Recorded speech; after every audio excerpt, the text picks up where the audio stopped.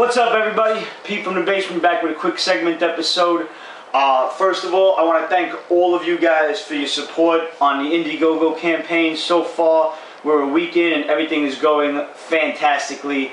Thank you for all of the comments, especially like some of you guys who we never even talked to, coming out of the woodwork saying how much you love the show. Honestly, we're feeling the love. It's been absolutely fantastic. Thank you from the bottom of our hearts. But we're not done yet. We still got a long ways to go. So whoever us out, guys, send the link out. Share the link for the Indiegogo campaign. That is Indiegogo.com/Save Pete's Basement. And send it to all your friends. Tell them to send it to their friends, etc. We want to stay on the air. Right now, we got enough money to buy at least one new side camera. We're definitely shooting to get the main camera. We want a new one of those. And we need your help to do it. Guys, it's been fantastic so far. Again, thank you for all of the support. And again, thank you for always hitting us up on Facebook and the YouTube comments and everything. Specifically, let me get to a couple of them. Mason T. Gaines hit us up, wanted to know why we haven't reviewed Amazing Spider-Man and The Dark Knight yet. I know Ramon's seen them already, and I think he spit out a little bit of a review for them, but I myself have not seen either one of the movies yet. And I'm really not in a rush to do so.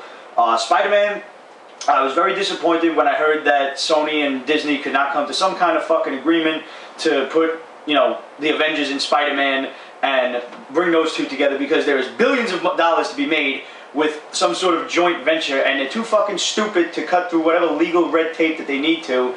And then when I heard a couple of other reviews, I think Mason actually hit us up too with that. He said that the line "with great power comes great responsibility" was nowhere in the film. It just kind of really turned me off to it. I heard Garfield did a great job. I heard the dude who played the Lizard he completely overshadowed everybody. He was fantastic. But I'm not in the mood. The best description of the movie I heard was, it is Sony's Batman. It's a movie about revenge, and he's trying to, you know, get revenge for his uncle's death and everything. And I don't give a fuck enough. Maybe I'll wait for DVD, and now that everybody's rushing to see Batman, I'll go and take my time in a nice, quiet, empty theater, and I'll go see Spider-Man.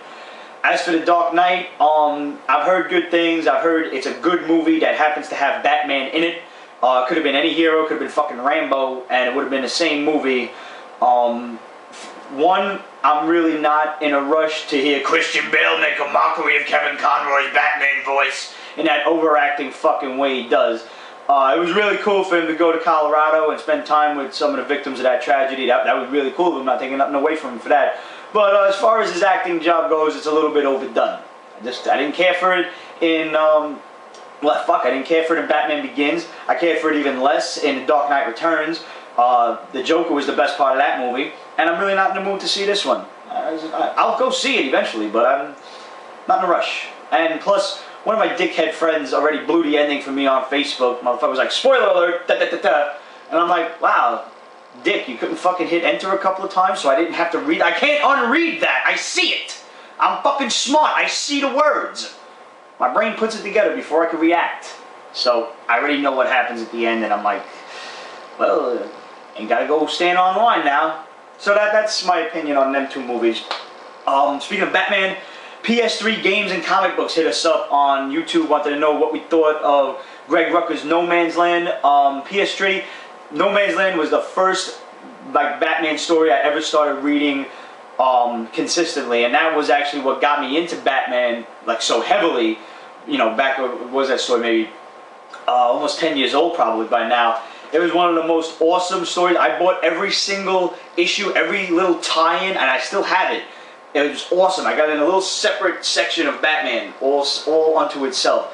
It was so awesome. It introduced Harley Quinn into the mainstream Batman universe. She was previously only in the animated series. No Man's Land was one of the coolest Batman stories ever, and if you haven't read it, I suggest going out and getting the trades.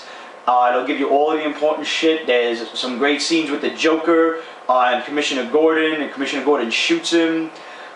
There's a lot of cool interaction with Superman and Batman. Superman wants to help, and Batman's like, "This is my city. Go back to your own. I got this." Basically, Gotham is recovering from a massive earthquake, and all of the villains are kind of carving up Gotham City into little sections and territories. it's really like watching a video game play out. It's fantastic. One of the best stories I ever read. Andovar hit us up also. I mentioned a couple of cartoons last week, like Centurions, Sectars, whatever. Wanted to know what I thought of the Inhumanoids. The Inhumanoids was one of the coolest fucking cartoons ever. That really, it didn't go as far as I would have liked. It made it through the pilot and maybe like the first season, and that was it. But the monsters were so cool, and the toys were great. Like, they was decomposed, and the shit, like you could put one of the characters in his chest and everything, and obviously, you know, he wouldn't turn into a skeleton, but I think it had like a little skeleton you could take out of it too, and then there was Tendril and Metlar, the evil that rides with it. It was great. I love the Inhumanoids, bro. It was fucking great. That was like one of those second generation 80s cartoons, like right as the 80s was wrapping up, it was like 88, 89, and He-Man, Transformers, Thundercats, they all went off the air, and then it was like Centurions, Jason the Real Warriors, Inhumanoids, Sectars gave it a shot, which never fucking made it past the pilot, but it should have. They were awesome, and if I'm missing any, guys, please let me know. Hit us up. You know the deal. Questions at PeachBasement.com, Facebook.com/PeachBasement, and follow us on Twitter. I know I haven't been tweeting a lot because I had a lot of books to catch up on, and I've been doing that over the course of the past week. Real quick, I do want to also thank our buddy Jarhead, who runs the Fortress of Geekitude on Facebook, so go like that page. This kid is totally up on his continuity, and he hit us up and, you know, let us know how, like, Spider-Man related to the regular universe and everything. The kid has such a vast amount of comic book knowledge. He reminds me of me, but he was a lot cooler than me when I was 15 because I was a herb. Still kind of am. I mean, fuck. 31 years old, still collecting comic books, but I can still kick people's ass, so it's alright. Before I get to comic books, I managed to pick up on Amazon. I got the comprehensive history of the Batmobile. I saw this in the comic shop, and the cover price was like $35. I said, no, I'll pay 20 bucks. It's fucking awesome. It has pictures and schematics of every Batmobile, from the movies to the first shit that showed up in the comic books and everything. And, you know, they have little comparisons and contrasting and everything. It's so cool. Totally worth your 20 bucks. Get a hold of this book. For Ramon. Flash 11 came out this week. First appearance of Heatwave. And there's always cool interaction between Captain Cole and Heatwave. These guys have been off and on friends and enemies over the course of the history of the Flash for years now. And they, you know, it's kind of like a little bit more of a modern take on it because, you know, Captain Cole looks like some sort of reject from the Wonder Twins meets fucking Siegfried and Roy. But pretty cool. The splash page right in the middle there with the two of them fighting. So, very interesting story overall. I managed to finally catch up on Green Lantern New Guardians this week. Issue 11 came out, and we finally realized who is behind the whole theft of the rings, and everybody thought it was Larfleeze, but it was actually Sade, the Guardian that he has kind of enslaved, and she set up everybody to set it up to frame Larfleeze, and so everybody would go and try to kick his ass, and that's just what was going to happen. And poor little Glomulus bit the bucket, bit the bullet, whatever, kicked the bucket, bit the bullet, that was it. You kind of got to like the little floating booger after a while. It was cute. And Larfleeze killed him, and now Invictus, the Archangel, has lost his patience with this little new Guardians team, and he's coming to kill Larfleeze himself. And so now there's that honorary planet ship that has arrived in the Vega system to go and kill Larfleeze, and now Kyle Rayner and his team have to fight Larfleeze and save him from Invictus all at the same time. I'm noticing a lot of the DC books are kind of wrapping up the main story with the 12-issue run. They've jumped around from here to there, but overall, the Green Lantern books I think I'm most pleased with out of the new DC, because I think they're the ones that really didn't change too much. They maintained all of the history that we just read about. Green Lantern 11 was ridiculously awesome. Black Hand is back. He resurrects his family, his little brothers, who are still skeleton children, and dead children always fucking creep me out. I always like it in the movies when they have the balls to either kill a kid or show a little zombie child, because that's, it's really like pretty taboo to do. Either way, So it's always creepy to see dead kids running around. And Green Lantern 11 does a really good job of it. And a really creepy scene. And he's like sitting at the table eating Chinese food with his family. And his family, they're just kind of like looking at him. His father's like looking at him with this cold, dead stare because he's dead and all. And like they're not saying anything, but he's just talking to them. And he's all goth and shit with his black lipstick and fingernails and everything. Good book. Let us know what you thought of Green Lantern, guys. Aquaman 11. Black Manta finds the mysterious 7th relic of Atlantis. I thought it was a little weird, like, you know, Aquaman's got a scepter, which was like the first, these are weapons that belong to the first king of Atlantis. Aquaman has his trident, I'm sorry. And for whatever reason, there was also a scepter. So he's got a trident, a big staff with a fork on the end, and he's got a scepter, another long staff, which does something shiny on the end. So he's got 2 sticks. Little overdone, little redundant. Maybe it would have been cool if it was like a magic ring or something, anything like that, but I guess, you know, now they can have like a little bow staff fight, fucking, you know, kung fu style or whatever. But overall, it's still a cool story. Aquaman is like kind of an impetuous jerk. Johns is writing him a lot like Hal Jordan. Like he's a asshole. He's a fucking egotistical asshole. And he's rushing into battle, headstrong. He doesn't want the rest of the others, or his friends and everything to get hurt. So he's going to take on Black Manta by himself because they killed each other's fathers, and now they hate each other. And Aquaman blames himself because he accidentally killed Manta's father, and then Manta hates him and he's killing everybody. So Aquaman's like, oh, it's all my fault that he's nuts. But whatever. Still overall a great story, and I can't wait for issue 12 to come out so I can check that out. Ninja Turtles, issue 12, and Teenage Mutant Ninja Turtles Micro Series Casey Jones both dropped this week. The Ninja Turtles 12, check out the homage to the original Ninja Turtles 1 cover. This shows the final fight between Splinter and Shredder, and then the Ninja Turtles versus Shredder. And Shredder pretty much whoops all of their asses. Eventually, like, the Turtles just get Splinter out, and they run from the Shredder, and the Shredder's like, you know, I'll see you guys again. Leonardo throws a ninja star, he just kind of moves his head out of the way, and stabs into the wall, and he's like, Leonardo's like, bro, I'm unimpressed. Yeah. Motherfucker, you're unimpressed, you took him on 4-1. Almost anybody's going to kind of lose that fight, but he still held his own. So, you can't beat the Shredder by yourselves. It's the fucking Shredder, he's awesome. He ain't that punk bitch that you seen in the cartoons. Motherfucker is the Shredder. Come on. You ain't even accidentally throwing him off a fucking roof with nunchucks this time and having him land in a garbage truck. This is the Shredder. He's awesome. And I'm a little one-sided. I always rooted for Shredder, even when I was watching the cartoon. Mostly because, you know, he had a cool outfit. He was armored, blades all over the place, purple cape. I like purple. What? It's a fucking nice color. Not like a violet kind of shit, but like a dark, deep purple. Don't fucking judge me. I like purple. What? Shit. Ninja Turtles Micro Series Casey Jones, 1-issue stint. You know, they've had all of these Micro Series ones. There was a Splinter, there was all 4 of the Turtles. April O'Neil is next.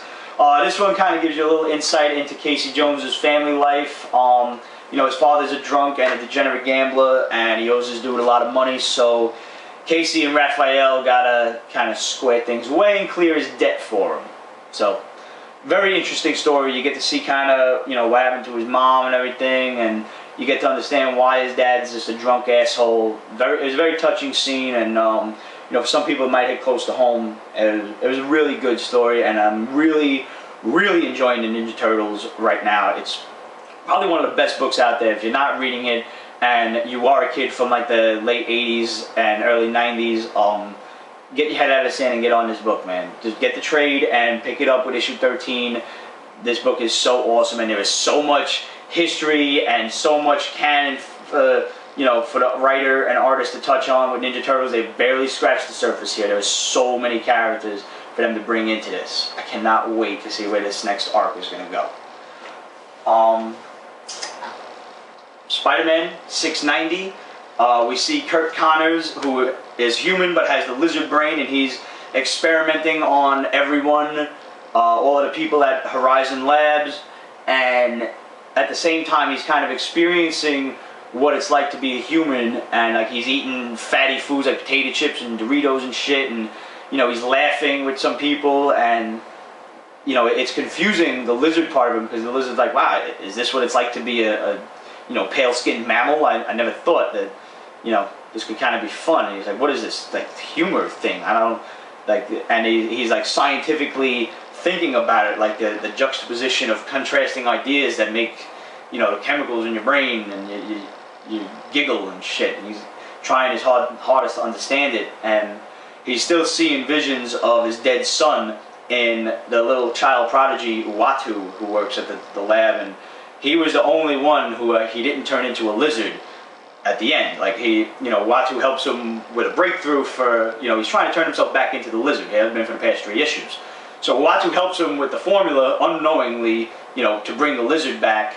And he's like, "Oh, do you want my help with the experiment, Dr. Connors?" And he's like, "No, you stay here, Uatu. You're a good boy. You stay here." And meanwhile, the rest of his lizard clan is set free, and they're running amok through Horizon. Spider-Man arrives just in time to probably get his ass kicked next issue.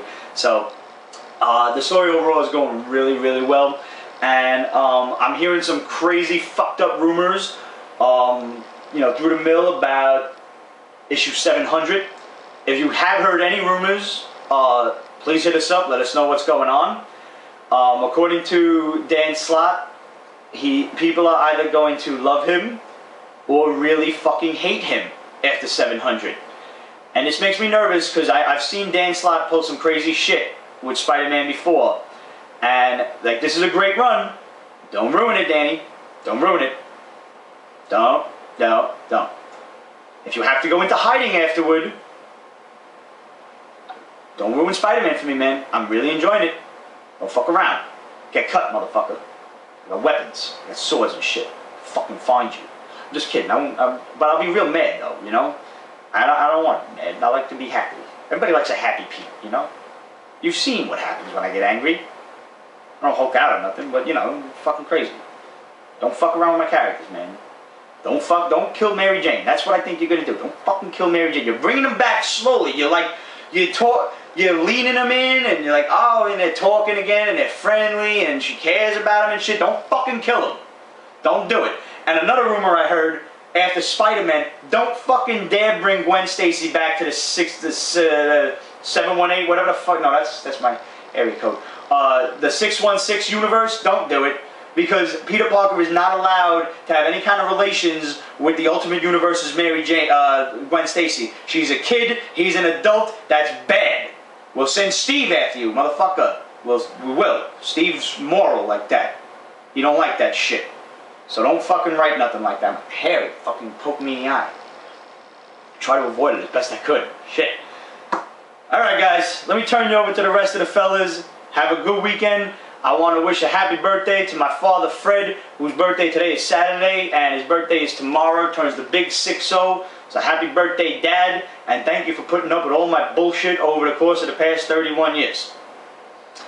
See you guys next week, and once again, thank you for all your support on Indiegogo. Continue supporting us. We'll continue to let you know how it goes, and send it off to your friends. Thank you, guys. Thank you. These are the best fans any comic nerd could ever ask for. These are the best friends any comic nerd could ever ask for. Remember that.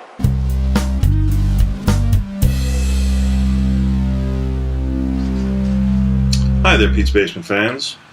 If you're a longtime viewer of this show, you'll know that I'm Roger Kenny, executive producer and director of Pete's Basement.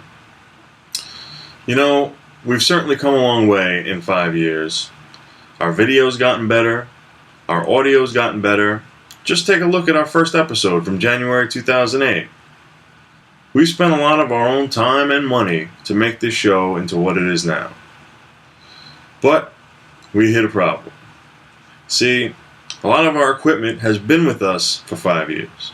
It's old, and it's rapidly failing. We've already lost one camera. The main hard drive is not doing too good. And our lights, they're not too far behind it. Which is why we started an Indiegogo campaign to raise $25,000 to keep Pete's Basement on the air and to make it better than ever. Go to Indiegogo.com/Save Pete's Basement. Contribute whatever money you can, and you'll be helping save Pete's Basement, keeping us on the air, and helping us raise our game so that someday Pete's Basement could be our full-time job, which has always been our goal. You know, when you think about it, 25 grand is not a lot of money for an entire TV show. Tosh.0 costs $400,000 per episode to make. That's according to the LA Times. $400,000 per episode. And we're proposing to do an entire series on $25,000 for the foreseeable future. That works out to less than $500 per episode for the next year of Pete's Basement. So if you like our show and you want us to keep doing it, head over to Indiegogo.com/Save Pete's Basement. Check out some of the awesome perks we have to offer and contribute whatever money you can. For instance, and this is a comic book show, so I'm going to talk about some comics. Ripped Magazine issue 4. Yes, before we made Pete's Basement, Pete, Steve, and myself, and Adam worked on this, Ripped Magazine. This is issue 4. It is color cover, full glossy cover to cover. It's filled with original comics, like Prozac Man by me. Prozac Man. It's the story of a fat, slovenly gentleman who goes to some government lab and gets drugged up, and well, you'll have to read it to find out. And articles, loaded with articles and comics. 38 pages of original comics and articles by the crew of Pete's Basement from before we made Pete's Basement. And it's awesome. And you can have your very own copy of the original printing of Ripped Magazine issue 4 if you go to Indiegogo.com/Save Pete's Basement and contribute $350 to Save Pete's Basement. But you better hurry up though, because there's only 5 of these available. There are not too many of these left in existence, and we're offering 5 of them to our Indiegogo campaign if you contribute $350. Guaranteed to be enjoyed, and we will sign it and send it out to you, and you will have the satisfaction of knowing that you are helping keep Pete's Basement going. So that's it for me. I'm going to hand you off to the other guys, and I'll see you next time, if there is a next time. Another segment episode. We have lives. First off, I would like to officially and wholeheartedly thank everybody who's contributed so far to our Indiegogo campaign at Indiegogo.com/Save Pete's Basement. It's something we've been talking about doing for a while. We finally took steps forward to do it, and it's good to see the fan love and appreciation for what we do, and hopefully we reach our goal. Now on to the show. PS3 Games and Comic Books asks what do we think of Greg Rucka's Batman No Man's Land? And ICP Rocks 22 asks what do we think of Batman No Man's Land? Okay, same question, 2 different people. It's awesome. Batman No Man's Land is classic Batman. It's relatively new, considering Batman's been around since the 30s, but it's just classic. I mean, you can't just say it. It's the trades every Batman nut has. Nightfall, No Man's Land, Nightfall, Long Halloween. There's just certain books you just get, and that's definitely one of them. So if you don't got those guys, I would recommend you pick them up. Robert Long asks, which DC titles you should get, and when's a good jumping on point? Because you know the whole DC Universe new thing and whatnot. Here's the thing: everything's going to be up to 12 this month, August. So it should be the end of every story arc. So issue 13. For most of them all, like Aquaman's gonna finish up with their current story arc, even though it is damn good. But again, issue 12 is right around the corner, and a month after that, probably trades are gonna be available. So I would recommend Aquaman. I'd recommend The Dark Knight's been good. Green Lantern's been good. Green Lantern, New Guardians has been okay. I love iVampire. iVampire is like the shit. What else? The Flash has been good, but they're going through the villains very fast, and it's just, he has a rogues gallery that's awesome, but you know, if your rogues only show up in one and that's it, then not really impressive, are they? Wonder Woman. What else? Jesus, there's so many books. I pick up a lot of damn books. You know what? Let me look at my list for next week. There's a lot of damn books out there that are awesome, and I recommend a few of them. Let's see, we have Detective Comics. That's awesome. That's really good right now. It's a DC book / Vertigo, iZombie. Last book comes out next week, actually, sadly enough. Next week. And I definitely recommend that. So, Robert, if I come up with anything else, I'll mention it. I gotta go through my hauls. Actually, you should sign up for our haul on our website, peacebasement.com, and you can see what we pick up every week. Okay, now on to the actual books I'm going to review this week, which is not a lot. Our editor should be happy. Okay, I've been trying Dark Horse. I've been really trying to see what they're up to and whatnot. I think last week was Eerie Comics, and that was really good. I liked it. I picked up Resident Alien, even though I couldn't for the life of me find 0. And it says 3 issues, right? Why is there 0? So technically it's 4 issues, right? Anyways, it's okay, but it left shit kind of open, and I don't think I'm going to pick up Resident Alien Volume 2, whatever they call it. It was just okay. I mean, really, it was a cute little murder mystery thing, but I don't know, something about it is just off. It just didn't really work for me.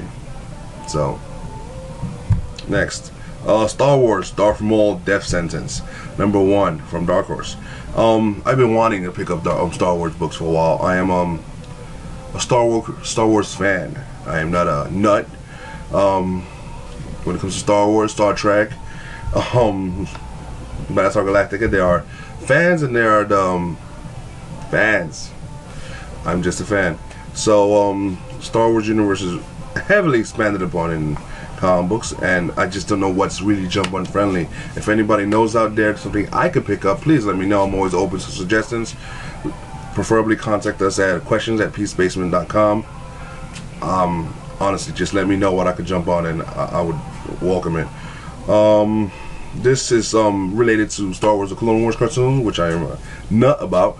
So it was really cool, really easy to pick up on, and it's almost self-contained. So I was like, I recommend it.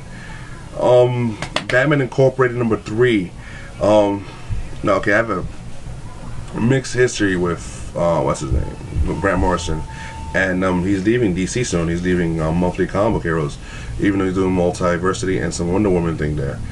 But that aside, this was pretty good. I mean, I don't care for this Leviathan thing. It's just all over the place, and it's just it reminds me of what's happening in DC with Marvel with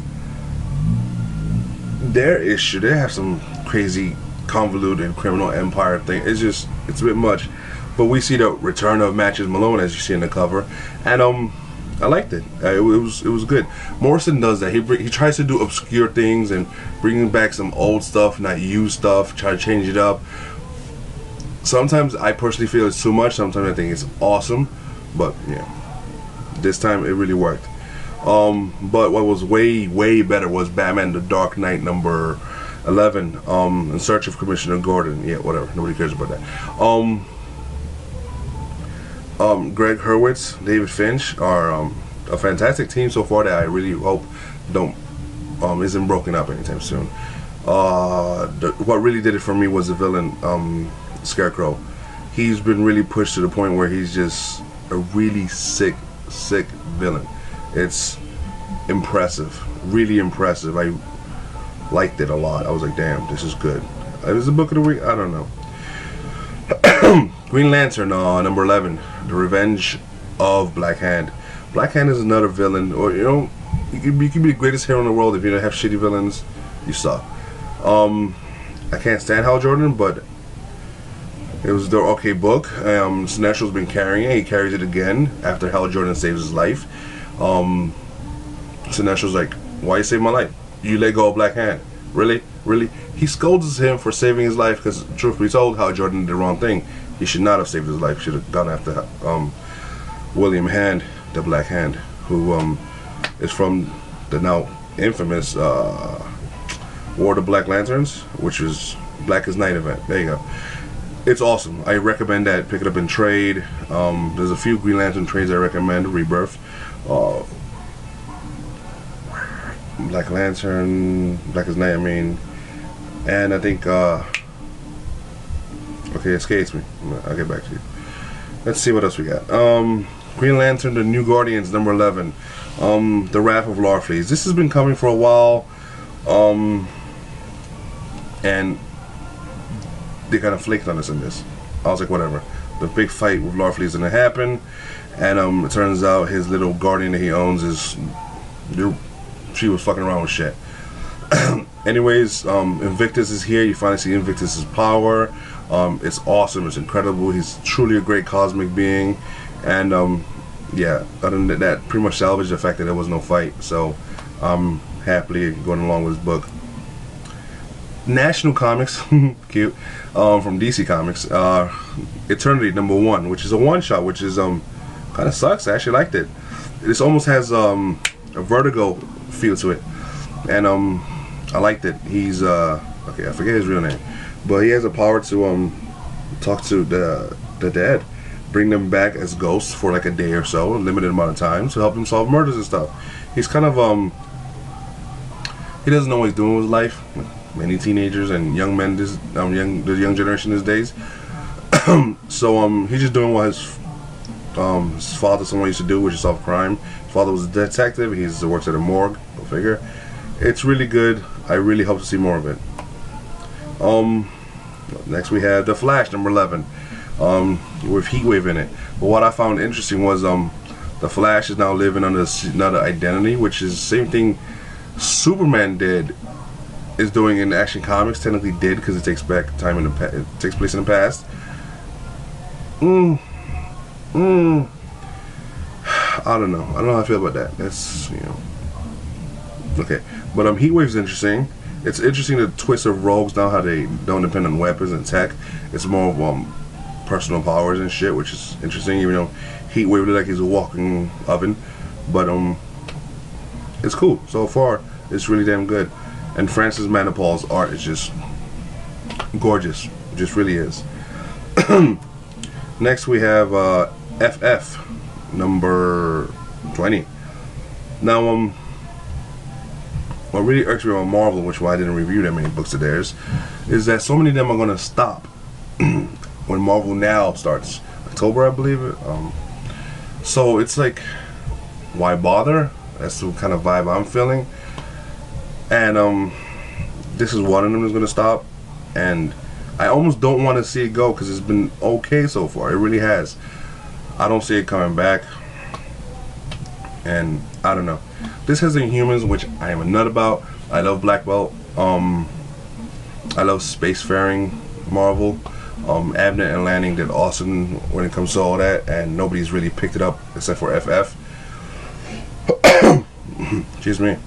And this is it. Also, it's really picking up on the kids, Franklin and Valeria, and Valeria's future self and her younger self don't get along, which is funny. And at one point she smacks her upside the head because the younger one is writing a how-to manual, how to conquer and subjugate the Kree, and older self tells her knock the shit off and delete it, and she does. But it's just really gets my interest going in that, and while I don't want to see a book about them in the future, I want to see their progress more. I mean, it's just, she's uber smart, and she seems to be a bit more ruthless than her father. So let's just see where that goes. Not book of the week, not part of book of the week at all. X-treme X-Men #1. It's an old X-Men title. This is technically Volume 2. I liked X-treme X-Men Volume 1. It was a nice little team. This is X-Men from a different multiverse, jumping from multiverse to multiverse, doing shit. Now they're going after evil Professor X's and shit. It's X-Men meets Exiles, and Exiles was cute. It had a core fan base, but nothing to keep it around, obviously. And this was no, this isn't doing it for me. And last but not least is Xenoscope's Irresistible. I don't pick up a lot of Xenoscope because everything is Grim Fairy Tale related, and it almost seems like this one is too. But the concept was interesting. It's like, what would happen if you were made irresistible to women? Now, you know, people might think, yeah, Ramon's a horn dog, so he'll love that. But no, I wouldn't. I would like to be irresistible to women as I deem fit, whenever I choose to. This guy doesn't appear to have any control over it, and that's going to cause problems and shit, so that should be interesting. So, the art's pretty good in it. It isn't crazy. The story's just straight up boom, here you go. It's very adult, not for kids. Then again, look at the cover. It's not for kids. And, that's really it. Really it. That's it. I didn't cover that many damn books because I didn't want to. Again, most Marvel shit just really just Next week I'm looking forward to a few issues. Before Watchmen, like always, Detective Comic Books. Dal H, Earth 2, #4. Shadow, Spider, iZombie 28. That's gonna be my book of the week. It's finishing. It's sad. It breaks my heart. Whatever, bitches. Whatever. Courtney Crumrin, #4. I'm looking forward to that. See you guys next week.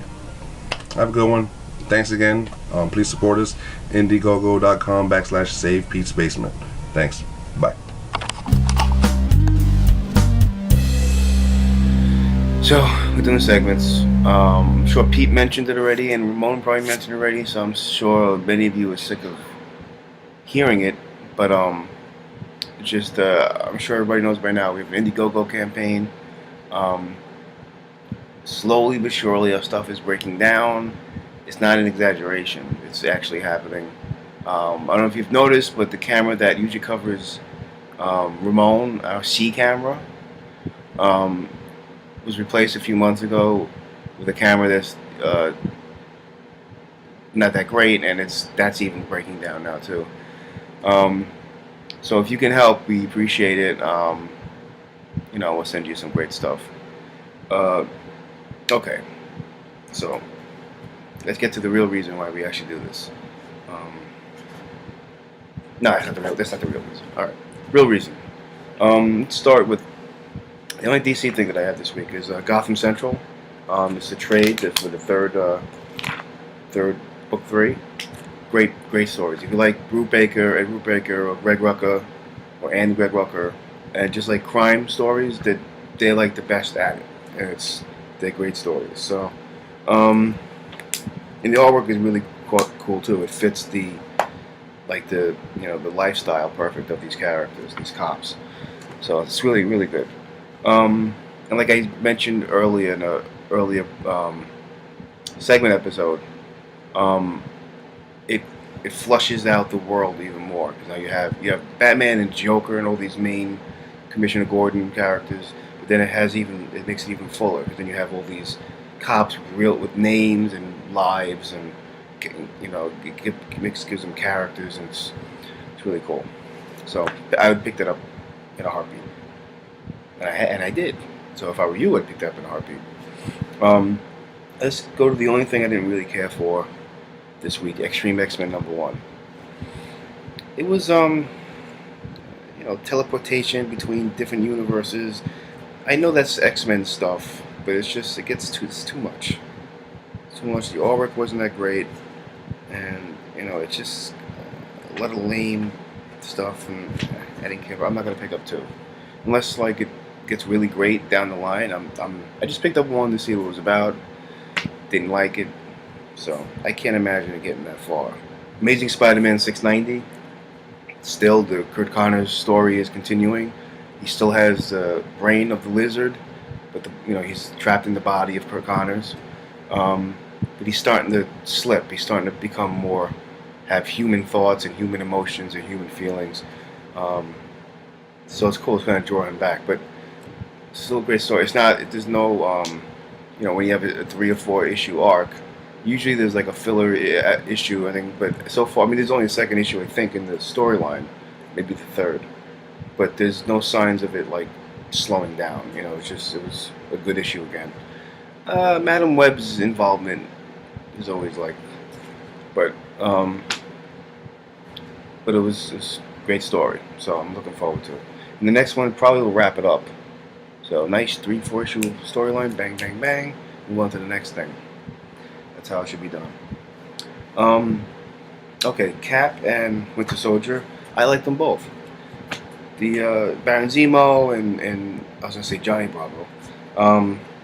Bravo, I don't know his first name, but they're cooking up something. So, and it's like these weird accordions, I think they're called, or whatever they're called, like these weird, seemingly alien races came to New York, because everybody comes to New York, to try to take it over or something, and Cap stops them, and then now they're on to DC. But it's some grand thing that's being orchestrated by Baron Zemo and Bravo.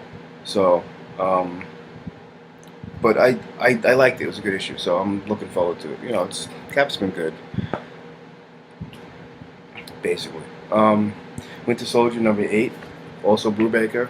I've been liking Winter Soldier since the beginning, giant talking monkey notwithstanding. But now Black Widow, they kidnapped Black Widow, they brainwashed her to make her back into a villain. So there's no altercation yet between the two of them. This is misleading, but it's good. I've been liking Winter Soldier since the beginning, so I would recommend it. Would I highly recommend it? I would highly recommend it. So yeah. Teenage Mutant Ninja Turtles. It's a great issue too. See, most of the stuff this week was good. But it's been good. So, but this seems like it's ending this story arc, and the story arc lasted about 12 issues on a grand scale. So, big showdown with Shredder. Of course, he's bested. His helmet flies off. It's cool. It was a good book. They rescue Splinter, as you would imagine they're going to. Couple of good lines. I think it was Michelangelo. Wait. Yeah. Angel, what are you doing here? Saving your butts. What's it look like? And then, oh no, I think it's Leonardo. He says, and our butts totally thank you. So, that just struck me as funny. So I laughed. Speaking of funny and weird, Dark Horse, they had Axe Cop come out like a year or two ago. Maybe a year ago. And it was it's done by Malachi Nicole, I'm not sure if it's Nicole or Nicole, who's 8 now, and his brother Ethan Nicole, and who's 31. But Malachi comes up with all the stories, and then his older brother Ethan does the drawings and I think the inking and everything, the lettering. Axe Cop came out about a while ago, about a year ago, maybe a little longer ago. And basically his little date, who was 6 at the time, I think, was writing these stories, and his brother wrote it. That's why they're strange, and plots change completely, and it's just craziness. But it's really good. So now they have Axe Cop Prison of the World. So, and it's long too, but it's good. It's funny, good art. The story is funny. Characters are weird. So I like it. I would recommend Axe Cop. So, and then last, but certainly not least, speaking of weirdness, is the Goon, number 40. It takes place like someone telling a story now, and the storyteller is funny, just the way they have him speak. And it takes place like during the Prohibition days. But in this town that Goon lives in, Prohibition only lasts 5 days. So he's basically peddling moonshine, and he comes up across this family of people who are doing the same thing, so they're competition, and it's just insane. You know, the Goon is always funny, and always great. So a couple of good lines from there too. So that's it. That was quick. I thought that would take longer. Do I have more time? Or should I? Okay, that's enough of that. See you next time. And you think about it, blah blah. Time and money. Time and money.